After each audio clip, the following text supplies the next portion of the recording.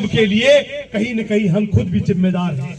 और वो इसलिए जिम्मेदार है कि 5 साल के बाद जब वोट आते हैं उस समय हम वोट देते वक्त इस बात का निर्णय नहीं करते कि राजस्थान की विधानसभा में प्रभावी तरीके से हमारी बात को कौन रखेगा। ऐसे उम्मीदवार का हमें चयन करना है।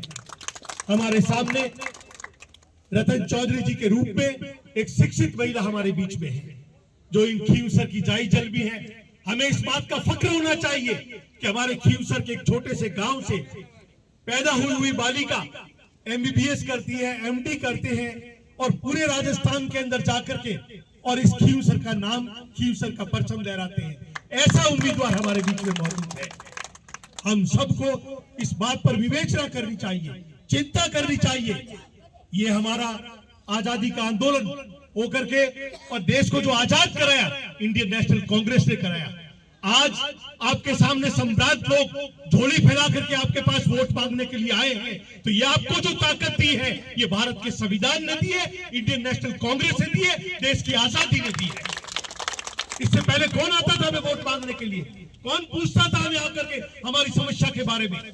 लेकिन इस संविधान ने ये ताकत दी है, इन चुनावों ने ये ताकत दी है कि 5 साल के बाद आकर के नेता को आपके सामने अपना लेखा जोखा रखना होगा और लेखा जोखा रखने के बाद आप ये निर्णय करें कि आगामी 13 नवंबर को होने वाले हमारे विधानसभा चुनाव के अंदर हम किस उम्मीदवार का चयन करें।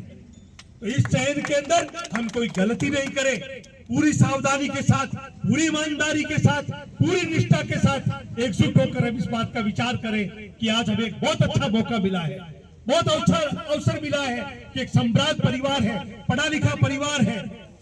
आज इनके पति IPS के पद पर रहे हैं और SP रहते हुए, DIG रहते हुए सब लोगों की मदद की है। संपन्न परिवार है, राजनीति के माध्यम से हम सब की सेवा करने के लिए आगे आए हैं। तो इनका हाथ हम पकड़े और उस कांग्रेस के हाथ के पास वाला जो नीला बटन है उसको दबा करके इनको राजस्थान की विधानसभा में इस खींवसर का नेतृत्व करने का अवसर दें।